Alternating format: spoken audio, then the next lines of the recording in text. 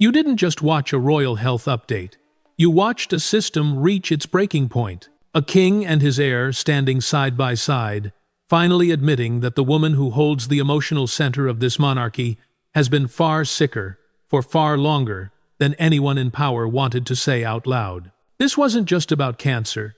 This was about secrecy, control, and what happens when the one person who humanizes the crown nearly slips away. Tonight, we are digging beneath the polished surface of Buckingham Palace to uncover the truth behind the secret pact between King Charles and Prince William. For months, the world was fed a narrative of privacy and recovery, while the reality behind closed doors was something far more terrifying. We were told the surgery was planned and successful, yet Princess Kate vanished from public life for months. Schedules were cancelled, photos were faked, and the silence from the palace became a weapon used against public trust. But then came the turning point the night the palace finally dropped its mask. I've watched this pattern in every fragile institution that's more afraid of truth than of scandal. They didn't just manage the optics, they tried to control reality itself. What you just heard in that joint announcement wasn't a routine health update, it was a confession. Why did it take this long to be this honest?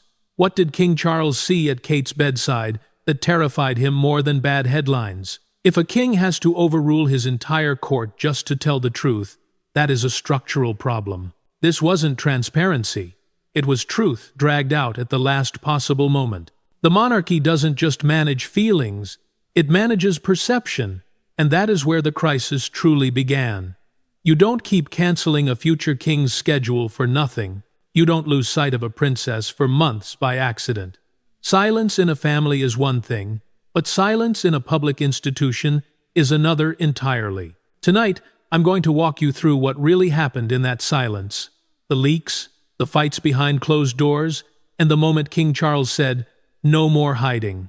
We are peeling back the curtain on the Sussex spin cycle and the palace's desperate attempt to maintain dignity while the wheels were falling off. This is the story of how one announcement shook the monarchy to its core and why the fairy tale version of the crown is gone forever. To understand the secret pact between Charles and William, we must first go back to the beginning of the void. In mid-January, the world was told that Princess Kate had undergone a planned and successful abdominal surgery. The phrasing was clinical, designed to reassure the public while shutting down further inquiry. We were promised she would return after Easter. But as the weeks turned into months, that promise began to feel less like a recovery plan and more like a tactical delay. Silence in a family is one thing. Silence in a public institution that depends on visibility is an entirely different matter. For weeks, there were no photos, no updates, and no reassurance. The reassurance photo that usually accompanies a royal recovery was glaringly absent. Then came the moment the cracks became impossible to hide. Prince William suddenly cancelled his attendance at a memorial service for his godfather, citing personal reasons. You don't keep cancelling a future king's schedule for nothing. This wasn't just about privacy. This was silence as a strategy, a deliberate choice to manage the optics rather than face the reality of a crisis that was spiraling out of control. The palace machine wanted to maintain the illusion of a fairy tale monarchy where everything is always fine, but you don't lose sight of a princess for months by accident. The void left by the palace was quickly filled by rumors and conspiracy theories. While the institution hid behind the shield of privacy, the public, the people who fund this monarchy with their taxes and attention, were left in the dark. We watched a system reach its breaking point, trying to control a reality that was rapidly fracturing behind the gates. The question we have to ask is, what were they so afraid of? If the surgery was truly successful, why the total blackout? It's now clear that the silence wasn't about protecting Kate's peace. It was about protecting the institution from a truth it wasn't ready to handle. They tried to manage the perception, but in doing so, they created the very crisis they were trying to avoid. This was the calm before the storm, the period where the mask was still firmly in place, even as the gears inside the palace clock were already beginning to grind to a halt. While the public was left in total darkness, a civil war over the narrative was raging behind the palace gates. This wasn't just a medical crisis, It was a structural failure of an institution that has spent centuries perfecting the art of the poker face. But you can't hide a cracked foundation by hanging a beautiful painting over it, and eventually, the truth began to seep through the floorboards. Whispers started escaping the London clinic, despite the heavy security and the official line of planned success. Reports of unexpected complications began to surface, moving from whispered rumors in royal circles to credible leaks that suggested the situation was far more dire than anyone in power was willing to admit. Inside the palace, the tension reached a breaking point. Prince William found himself caught in an impossible vice: the duty of a future king to protect the institution, and the duty of a husband to protect a suffering wife. The palace advisors, the men in gray suits, pushed for more privacy, using the word as a tactical shield to manage the fallout and delay the arrival of an uncomfortable truth. They were obsessed with optics and stability, prioritizing the image of the family over the reality of the human being at its center. But for William, the cost of this silence was becoming too high. He was watching the palace machine try to control reality itself, even as that reality was fracturing in his own home. The conflict reportedly came to a head with an internal email that had a subject line that would haunt the communications team: "She deserves more than silence." It was a direct challenge to the "everything is fine" narrative. It exposed the cold reality that the institution was more afraid of a scandal than it was of losing the public's trust. This email was the moment the mask truly slipped, revealing a deep-seated conflict between the preservation of the crown and the preservation of Kate's dignity. When silence in a family becomes silence in a public institution, it stops being about protection and starts being about a crisis of faith. The monarchy wasn't just managing feelings, it was managing perception, and in doing so, it had forgotten the humanity of the woman who makes the institution feel real to the world. The gears of the ancient machine were grinding, and Kate was caught in the middle. King Charles has lived his entire life by the rigid rules of the palace machine. He is a man of protocol, a figure who understands that the crown survives through its mystery and its ability to remain unshakable. But something fundamental changed. According to those close to the inner circle, it was a quiet afternoon at Princess Kate's bedside that finally shattered his faith in the optics-first strategy. He saw a daughter-in-law, the emotional heart of his family, suffering under the weight of a silence that was rapidly becoming a destructive lie. In that moment, the king did something unprecedented. He overruled his entire court. He looked at the advisors who were obsessed with managing the Sussex spin and the optics, and he issued a final decree: no more hiding. This was the birth of the secret pact between Charles and William. They realized that the institution was reaching a dangerous breaking point. You don't lose sight of a princess for months by accident. And Charles knew that the longer they waited, the more the public trust would erode beyond repair. This wasn't transparency for the sake of modernism. It was a tactical attempt to save the crown from its own shadows. Charles and William stood side by side, recognizing that the palace's desperate attempt to maintain dignity was actually fueling a crisis of perception. If a king has to break his own machine to tell the truth, it means the machine is fundamentally broken. They decided to stop trying to control reality and start telling it. The pact was simple. They would no longer let the communication team feed the world polished lines without context. They would stop pretending that everything is fine when the person who humanizes the monarchy was nearly slipping away. It was a gamble, a move that terrified the old guard, but was the only way to ensure the monarchy could adapt to human vulnerability. The king's decision to break the silence was a confession that the palace's privacy shield had become a cage. By choosing honesty over bad headlines, Charles chose Kate over the cold palace machine. It was a moment where the mask slipped intentionally, proving that even an ancient institution must eventually admit it can bleed to survive. The shift wasn't just in the narrative, it was in the medium itself. On a Friday evening, the silence was shattered by 94 seconds of raw, unpolished reality. For months, the palace machine had churned out cold, clinical statements that prioritized optics over truth. Yet, it took Princess Kate herself, sitting alone on a simple garden bench, without the filters of royal majesty, to to do what an entire communications department could not. This wasn't just a medical update, it was Kate speaking for herself, reclaiming a story that had been nearly swallowed by global conspiracy and desperate palace spin. This 94-second video changed everything because it bypassed the traditional filters of the institution. When we analyze her tone and body language, we see a deliberate framing. She didn't stand behind a regal lectern or speak from a gilded hall. She offered honest vulnerability, something the palace machine has historically struggled to produce. By looking directly into the lens and confirming the cancer diagnosis, she reached past the men in gray suits and spoke directly to the public. This moment was a profound failure of the traditional palace communique.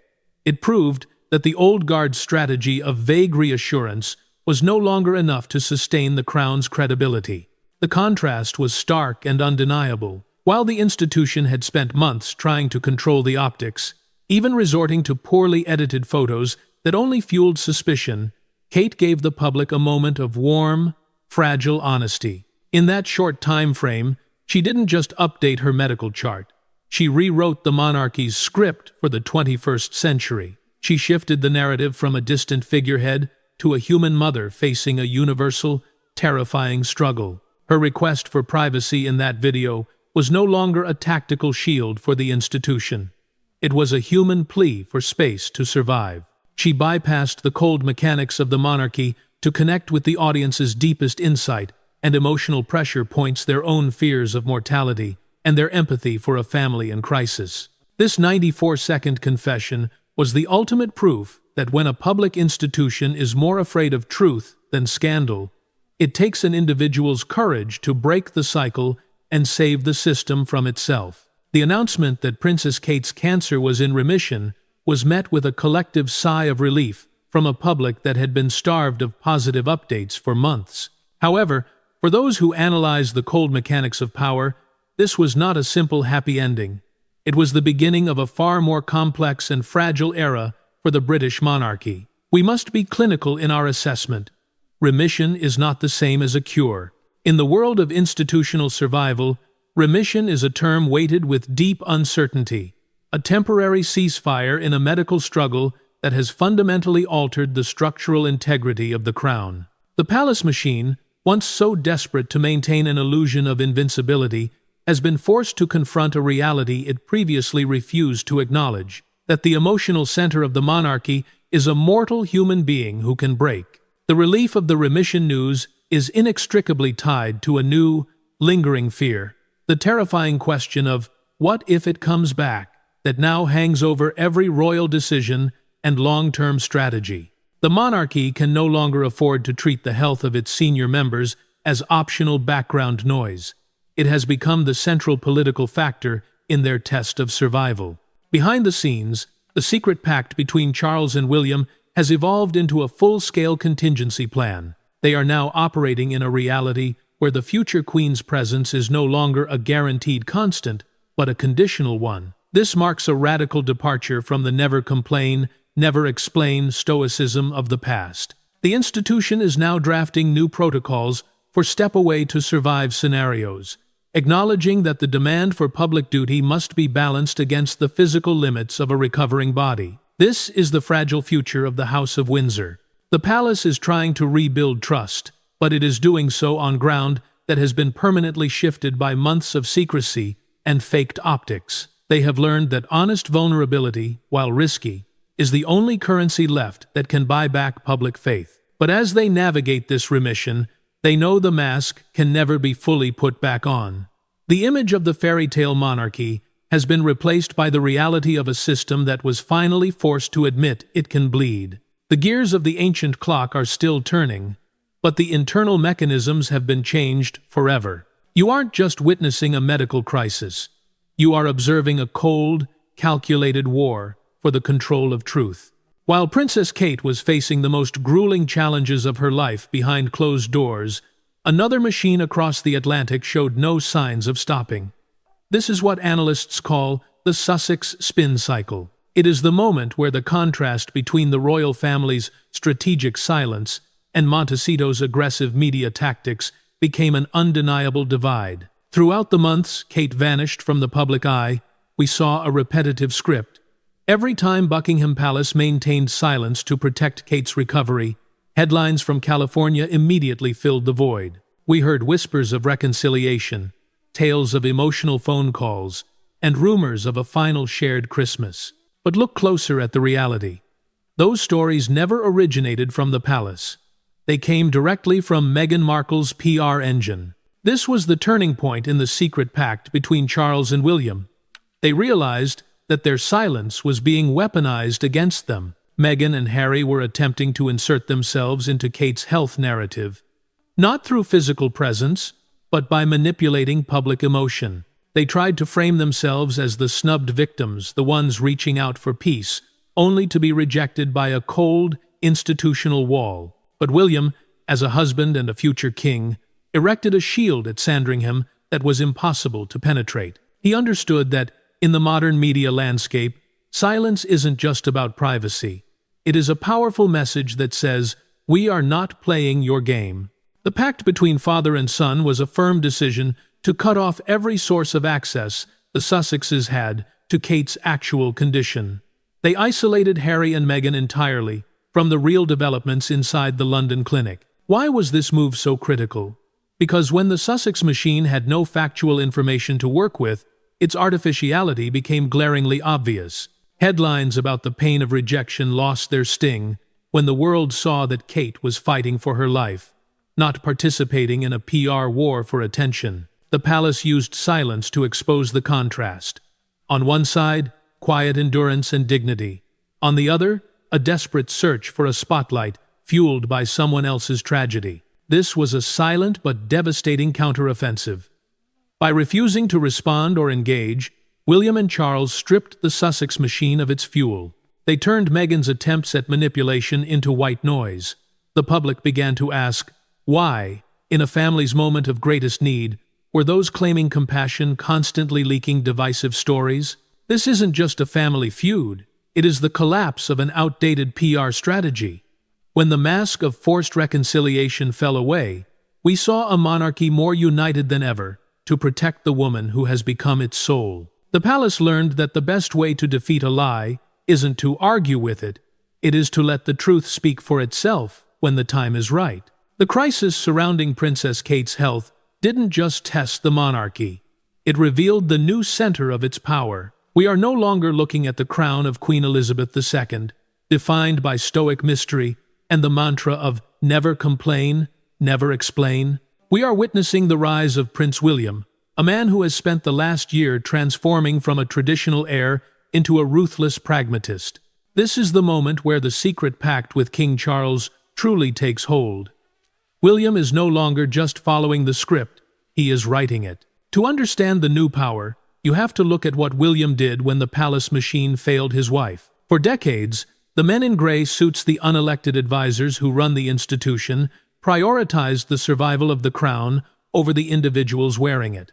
They did it to Diana, and they tried to do it to Kate. But William, having watched his mother be consumed by that very machine, drew a line in the sand. His part of the pact with Charles was a demand for a fundamental reset. The family comes before the institution. If the palace rules require Kate to suffer in a fairy tale silence while she is fighting for her life, then William's message was clear: change the rules or lose the future king. This is Monarchy 2. It is colder, sharper, and far more protective. William has internalized the insight that the public no longer values distant majesty. They value authentic survival. By allowing Kate to speak directly to the lens in that 94-second video, William effectively dismantled centuries of royal protocol. He bypassed the traditional media gatekeepers and the palace's own communications department. He realized that in the age of viral conspiracy, the only way to protect the crown's credibility was to lead with a humanity that the gray suits find terrifying. This new definition of power also extends to how the palace handles the California chaos. While Charles remains a father who may still harbor a spiritual hope for reconciliation, William has become the guardian of the crown. He has become the enforcer of the Sandringham Shield. In the secret pact, William was granted the authority to manage the Sussex narrative with total finality. He has replaced the palace's old defensive posture with a silent but devastating offensive, complete exclusion. He understands that every time the palace engages with Montecito, it breathes life into a drama that Kate doesn't have the energy to fight. William's rise is defined by this hardening stance. He is building a monarchy that is smaller, more focused, and grounded in a reality that doesn't rely on faked optics. He is willing to sacrifice the mystery of the throne if it means protecting the stability of his home. As Charles focuses on his own health and his legacy, William has quietly stepped into the role of the ultimate decision-maker. The future of the House of Windsor is now being forged in his image. A king who knows that the only way to save the system is to control exactly how much of it the world is allowed to see. The British monarchy has reached a point of no return. For centuries, the survival of the crown was predicated on a single, unshakable foundation: the illusion of invincibility. It was a world of distant majesty, where the mystery of the throne acted as a shield against the scrutiny of the masses. But the crisis surrounding Princess Kate's health and the subsequent secret pact between King Charles and Prince William to expose the hidden truth has permanently dismantled that foundation. The fairy tale is dead, and in its place is a fragile, human institution that must now justify its existence through transparency rather than tradition. This is a structural shift of historic proportions.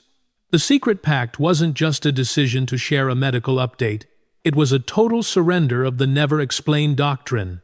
Charles and William recognized that in the 21st century, secrecy is no longer seen as dignity, it is seen as deception. By allowing the mask to slip, they have invited the public into the private suffering of the family, a move that provides immediate sympathy but creates a long-term vulnerability. Once you show the world that the future queen is a mortal woman who can be broken by illness, you can never fully restore the aura of the unshakable figurehead. The prestige of the crown has been replaced by the heavy reality of human mortality. This shift has internal consequences that the palace is only beginning to understand. The men in gray suits, the traditionalists who prioritized the institution's image over the individual's health, have been effectively sidelined. William's demand that Kate's well-being come before her duty was a revolutionary act within the context of royal history. It signaled that the monarchy is no longer willing to sacrifice its members to maintain a polished surface. But this human monarchy is far more difficult to manage. A symbol that bleeds is a symbol that can be questioned. If the queen is human, then the entire logic of a divine right or inherited majesty begins to feel increasingly like an outdated theater. The Sandringham Shield and the Pact to Tell the Truth were survival mechanisms, but they have also created a burden of transparency. The public now expects to be kept informed. The void that was once filled by mystery will now be filled by a demand for constant updates. The institution has traded its ancient shield for a glass wall. While this transparency may win back trust in the short term, it leaves the monarchy exposed in a way it has never been before. Charles and William have successfully navigated the immediate storm, but they have left the crown permanently changed, a fragile, grounded institution that must now navigate a world that no longer believes in fairy tales. The gears of the monarchy are still turning, but the engine is now fueled by honesty. And honesty is a far more volatile fuel than tradition. We have reached the end of the timeline, the final moment where the dust begins to settle and the true cost of the secret pact is revealed. King Charles and Prince William didn't just win a PR war, they performed a radical, high-stakes surgery on the soul of the British monarchy. By choosing to expose the truth about Princess Kate's condition, they saved the institution's credibility. But they sacrificed its most sacred asset, the right to be private. This is the final reckoning. The crown has survived, but it is now a fundamentally different creature, standing naked before a public that will never again accept silence as an answer. The ultimate legacy of this crisis is the end of the imperial shield. For centuries, the monarch was a distant, semi-divine figure, but the secret pact has transformed the king and the future queen into relatable, vulnerable patients. This humanization is a double-edged sword. While it has generated a tidal wave of public empathy, it has also stripped away the otherness that made the monarchy feel permanent and unshakable. The lesson here is brutal. In the digital age, you cannot be both a fairy tale symbol and a transparent human being. By choosing the latter to survive the Sussex spin and the viral conspiracies, Charles and William have set a precedent that can never be retracted. Every future royal illness, every private struggle, will now be subject to the same demand for the whole truth. The cost of this truth has been heaviest for Kate herself. She has become the face of the human monarchy, a role she never asked for but has executed with staggering dignity. But we must acknowledge the psychological weight of this transition. Kate is no longer just a princess. She is a survivor who had to explain her mortality to the entire world to stop the machine from collapsing. The secret pact protected her from the rumors, but it tethered her personal trauma to the survival of the crown forever. The institution's remission is built on her vulnerability. This is the ultimate cost. The woman who was meant to be the monarchy's greatest mystery is now its most exposed asset. Finally, we must look at what this means for the global narrative. The Sussex machine has been effectively neutralized, not by a counterattack, but by a superior reality. The palace proved that the only way to defeat a manufactured drama is with a raw, undeniable truth. Harry and Meghan's narrative of institutional coldness was shattered the moment the King and William chose Kate's humanity over the palace's ego. But this victory came at the price of the monarchy's soul. The House of Windsor is now smaller, more fragile, and deeply somber. The lesson for us, the audience, is that power in the modern world is no longer about who has the most secrets. It is about who can tell the most convincing truth. Charles and William understood that the monarchy's survival depended on this final, desperate gamble. They chose to be honest, and in doing so, they ensured that the crown would live to see another day. But as the lights go down on this chapter of royal history, one thing is certain: the mystery is gone. The fairy tale is finished. What remains is a family, a pact, and a long, uncertain road ahead in a world that now knows exactly how much a princess can suffer.